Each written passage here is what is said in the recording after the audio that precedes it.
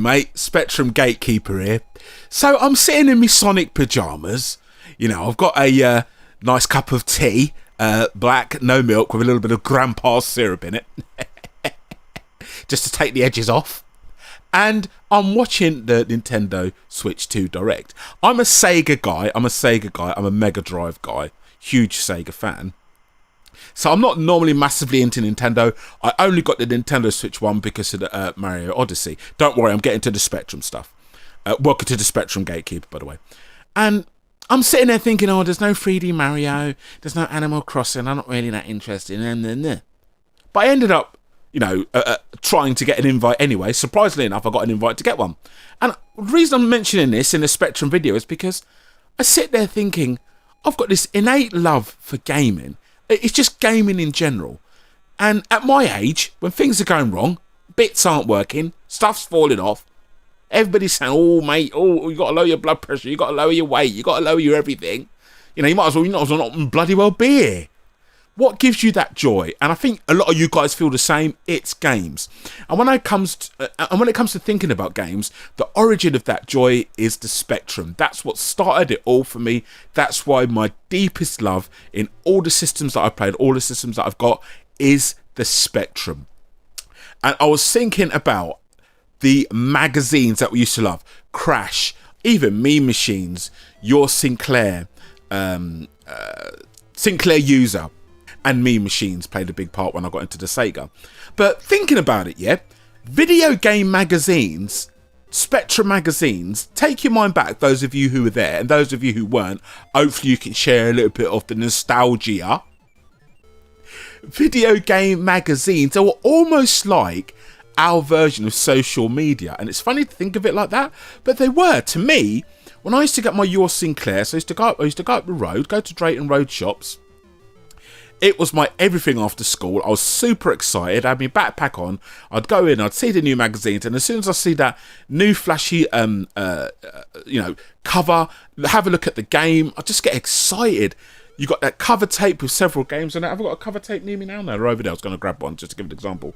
Oh, hold on. Actually, do you know what, son? What's that? Here we go. Right, what's this? First one I've grabbed, just randomly. Your Sinclair number 3 cover tape, The Magnificent Seven. Rampage, complete game, Syntax, Top Fruit Machine, plus Dominion, Ice Temple, Your Sinclair magazine. And when you see that on the front, that's like you're seeing like 5 or 6 games instantly that are there ready for you to play on the front of a magazine, and then you've got all the stuff on the inside of the mag. Now, it wasn't a normal magazine. To me, the editors and the feature writers were like stars, so they'd have their like cartoon images drawn in the magazine, but they become stars over time. Bear in mind, as years and years went on, we'd get these magazines like every month or every other week. We'd get these gaming Spectrum magazines, and the editors themselves become stars. For me, it was really Julian Jazza Rignall who became some kind of star. I don't remember. It must have been Meme. When I think of Julian, I think of Meme Machines, and they used to have this sort of manga sort of style drawings of the characters of Julian Rignall, and he had this big mullet. I think he's still going. I think he's just done a book actually. And to me, he was like a star. And in the mid-80s, Your Sinclair was one of the key, like it was the real start of that personality sort of led magazines. It was just fascinating. It was fascinating, man. And essentially, it was kind of like our social media back then when you think about it. But it was Your Sinclair that stuck out to me. I've still got all my original cover tapes that I got. Not all of them, but the ones that I've got, I've still got, because I never thought I'd ever get any money for them. So I've still got them all. And they were mad. And the whole culture and attitude in them, core and blimey and all the stuff that they used to say in them. But it was a feeling having the magazines.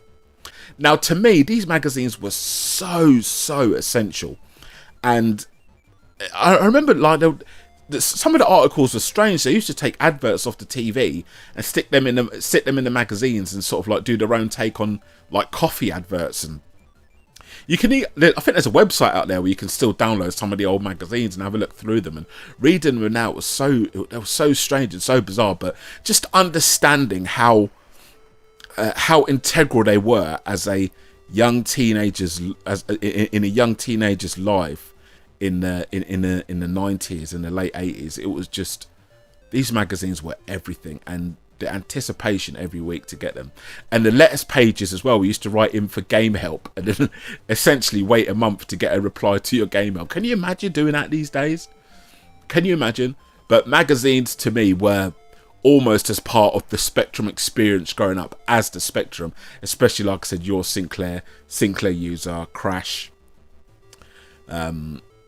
Yeah, man. Oh, it was just a time.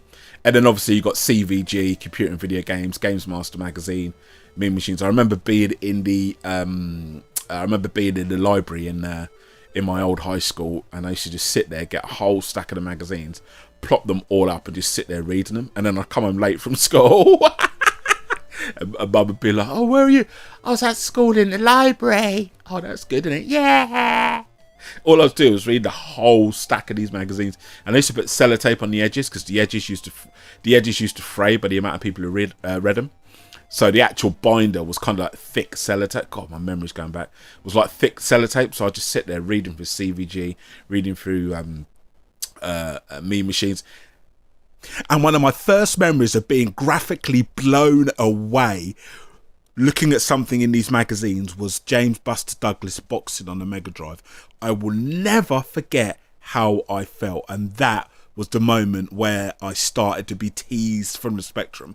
The size of the sprites on the screen, the characters, like, it's funny thinking about it now. I'll put a graphic up on the screen now, but I remember sitting in that library, and I remember seeing those graphics in the magazine, and I'm like, no. My life has changed. My life has changed. Forget all the girls I was writing notes for. "I fancy you" and all that. My life completely changed, and that's where I started to get a bit snobbish toward the Spectrum. Sega became the cool thing, and then I started to hate on my Spectrum a little bit.